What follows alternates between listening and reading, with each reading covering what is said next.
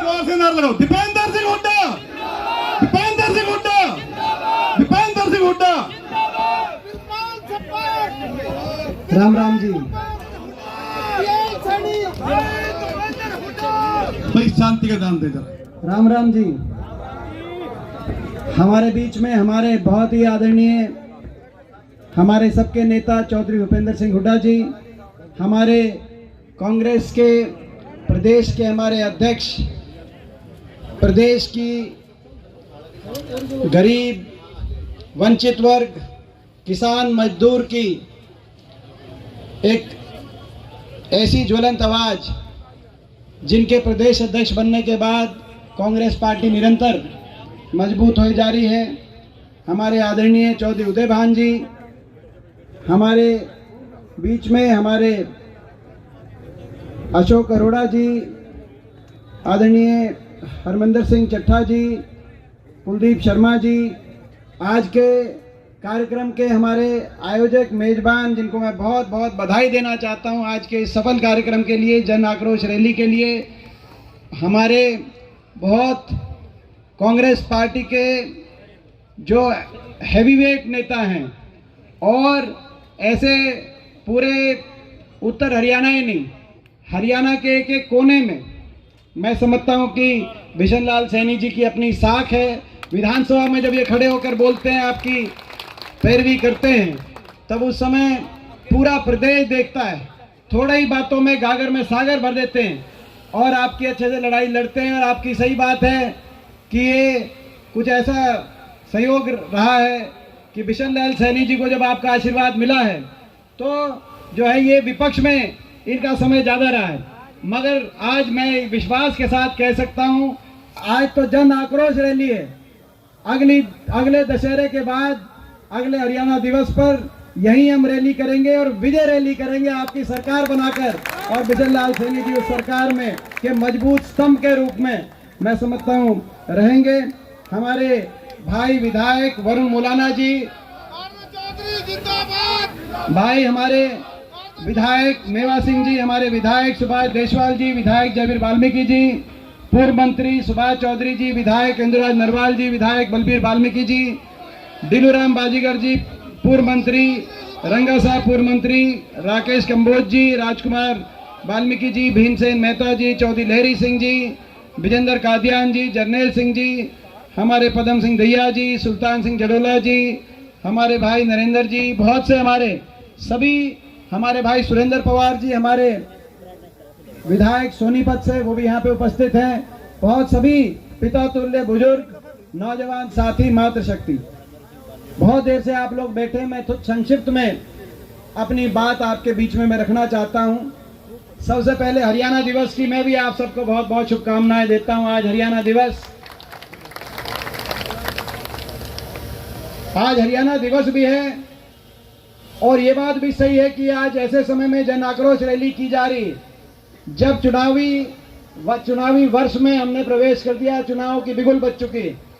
अभी 5 स्टेटों के चुनाव हो रहे हैं, 5 प्रदेशों के चुनाव के 2 महीने के बाद लोकसभा चुनाव होंगे, यानी कि आज से 3-4 महीने के बाद, और उसके 4 महीने बाद विधानसभा चुनाव होंगे। अगर आचार संहिता का समय निकाल दें तो इस सरकार के पास मात्र 6 महीने और 20 दिन, इस सरकार के पास 7 महीने से कम का समय बचा है। अगर हम चुनाव आचार संहिता का समय निकाल दें, अगर चुनाव निर्धारित समय पे होते हैं, तो जब आखिर 6-7 महीने की सरकार का कार्यकाल बच जाए तो जनता का सोचने का कार्यकाल शुरू हो जाता है कि सोच विचार के फैसला करें, इन्हीं को आगे मौका दे या बदलाव प्रदेश में, देश में लाने का काम किया जाए। ये जनता का, आपका, हमारा सोचने का समय। आज खट्टर सरकार, ये बीजेपी जेजेपी की सरकार, 9.5 साल की सरकार के कार्यकाल के बाद हरियाणा की दुर्दशा आपसे हमसे छुपी नहीं है। जो प्रदेश 2014 से पहले जब कांग्रेस की सरकार थी, हुड्डा साहब के नेतृत्व में, जो प्रदेश उस समय देश में विकास में नंबर 1 था, किसान के हकों के फैसले में देश में जिस प्रदेश का जिक्र आता था, चाहे गन्ने के भाव की बात हो, पॉपुलर के भाव की बात हो, किसान के कर्ज माफी की बात हो, कोऑपरेटिव के कर्जे की माफी की बात हो, गरीब कल्याणकारी योजनाओं में जो प्रदेश देश में नंबर 1 आता था कांग्रेस के समय, चाहे 100-100 गज के प्लॉट कांग्रेस के समय देने की बात रही हो, चाहे मकान हरियाणा के अंदर 3.5 लाख परिवारों को मकान देने की बात रही हो, 20 लाख गरीब परिवार के बच्चों को स्कूल में वजीफा देने की बात रही हो, पीने के पानी की टंकी टूटी का उस समय फैसला रहा हो, राशन डिपो पर केवल अनाज के साथ, चाहे उस समय दाल तेल चीनी की व्यवस्था की बात रही हो, गरीब कल्याण की बात थी, हम देश में नंबर 1 आते थे, चाहे बुढ़ापा पेंशन उस समय देश में नंबर 1 थी, किसान के हकों के फैसले में नंबर 1 थे, खिलाड़ियों के सम्मान में नंबर 1 प्रदेश का नाम था कि सबसे ज्यादा खिलाड़ियों का सम्मान ही है। आज वो प्रदेश 9.5 साल की इस खट्टर सरकार के बाद, बीजेपी की सरकार के बाद विकास में तो हम पिछड़ गए। देश में 17वें नंबर पे, नंबर 1 अगर पहुंच गए देश में, तो आज बेरोजगारी में देश में नंबर 1, हर घर में एक नौजवान पढ़ा लिखा बेरोजगार, बेरोजगारों की फौज खड़ी होगी हरियाणा में। दिल्ली के 3 तरफ बसा हरियाणा आज बेरोजगारी में नंबर 1 प्रदेश देश में पहुंचा दिया इस सरकार ने। ना कोई इंडस्ट्री लेके आ पाए, 9.5 साल में ना औद्योगिक क्षेत्र लगा, ना कोई थर्मल का कारखाना लगा, ना कोई सरकारी क्षेत्र में उतनी नौकरी दिलवा पाए। सरकारी क्षेत्र में या तो नौकरियां समाप्त कर दी गई या उनको कच्चों में बदल दिया गया, जैसे अग्निपथ के माध्यम से फौज की बात हो या हरियाणा कौशल निगम के माध्यम से हरियाणा की कच्ची नौकरियों की बात हो। और उसके बाद अगर फिर भी कोई भर्ती निकली तो या घोटालों की भेंट चढ़ गई, एचपीएससी घोटाले, पेपर लीक घोटाले, एचपीएससी के दफ्तरों में करोड़ों की बरामदगी हुई, फिर भी ले दे के कोई लिस्ट निकली तो हरियाणा से ज्यादा हरियाणा के बाहर के नौजवानों का नंबर उस लिस्ट में निकला। एसडीओ की भर्ती हुई, 80 में से 78 बाहर के एसडीओ इलेक्ट्रिकल में, 99 में से 77 बाहर के। अभी असिस्टेंट प्रोफेसर टेक्निकल की लिस्ट निकली 156 में से केवल 53 हरियाणा के, 103 बाहर के। ऐसी प्रदेश में सरकार जिसने प्रदेश के नौजवान को बेरोजगारी की गर्त में धकेल दिया, कोई नशे की तरफ, कोई डिप्रेशन की तरफ, कोई अपराध की तरफ, और कई घर बार बेच के विदेश की तरफ बॉर्डर पार करते ही गांव के अंदर पटाखे छोड़े जाएं, ऐसा माहौल बना दिया। जहां पढ़ने के, एजुकेशन के, कोचिंग के केंद्र थे शहरों में, आज विदेश में जाने के केंद्र, अपना सब कुछ बेच के बाहर चलो। हरियाणा के अंदर भविष्य की तरफ कितना निराश होगा हरियाणा का नौजवान। आज बेरोजगारी में देश में नंबर 1, महंगाई में देश में नंबर 1, सबसे ज्यादा महंगाई, सबसे ज्यादा वैट, डीजल, पेट्रोल, रसोई गैस का सिलेंडर, बच्चों की स्कूल की फीस, बिजली के बिल, देश में सबसे ज्यादा। आज अगर महंगाई कहीं है तो इस सरकार में, हरियाणा में सबसे ज्यादा वैट भी हरियाणा में, सबसे महंगी बिजली भी हरियाणा में है, और सबसे कम राहत भी हरियाणा में है। कोई राहत मांगे, कर्मचारी ओल्ड पेंशन स्कीम मांगे, उन पे लाठीचार्ज, पंचायतें अपना अधिकार मांगे, उन पे लाठीचार्ज, आंगनवाड़ी आशा वर्कर अपना मानदेय बढ़ाने की बात करें, उन पे लाठीचार्ज, किसान एमएसपी के लिए न्याय मांगे, उन पे लाठीचार्ज। तो महंगाई, बेरोजगारी, हर वर्ग पे अन्याय और ऐसा अहंकार। मुख्यमंत्री जी 9.5 साल तक तो निकले नहीं चंडीगढ़ से, अब बाहर निकले हैं, जन संवाद कर रहे हैं, लेकिन वो जन संवाद कम है, जन अपमान ज्यादा है। जहां जाते हैं वहीं जनता में से कोई खड़ा होकर कोई जायज बात बोल दे, उसी का अपमान करते हैं। अभी एक जगह गए तो एक महिला ने कहा कि हमारे यहाँ बेरोजगारी इतनी है, कोई फैक्ट्री खुलवाने का काम करिए। तो उन्होंने कहा कि आप फैक्ट्री की क्या बात करते हो, इनको चंद्रयान पे बिठा के इनको चांद भेज दो। आपने देखा होगा। ये किसी एक और महिला ने कहा कि मैं विधवा हूं और मेरा 22 साल का बच्चा चिट्टे से और नशे से चला गया, उसकी डेथ हो गई। आप ये काम बंद करवाइए, नशा बेचने का काम यहाँ पे बीजेपी का एक आदमी करता है। सिरसा में एक लेडीज ने कहा, बोला इन्हें उठा के बाहर फेंकवा दो। एक और किसी ने कहा, एक नौजवान ने बोला आप फला पार्टी से लगते हो, इसकी पिटाई करवाओ। ये शब्द अहंकार के शब्द हैं, पिटाई करवाना। अभी पीछे करनाल में कहा कि ये जो सारी सिक्योरिटी ये ऐसे नहीं रखी, धक्के मार के आपको बाहर कर सकती।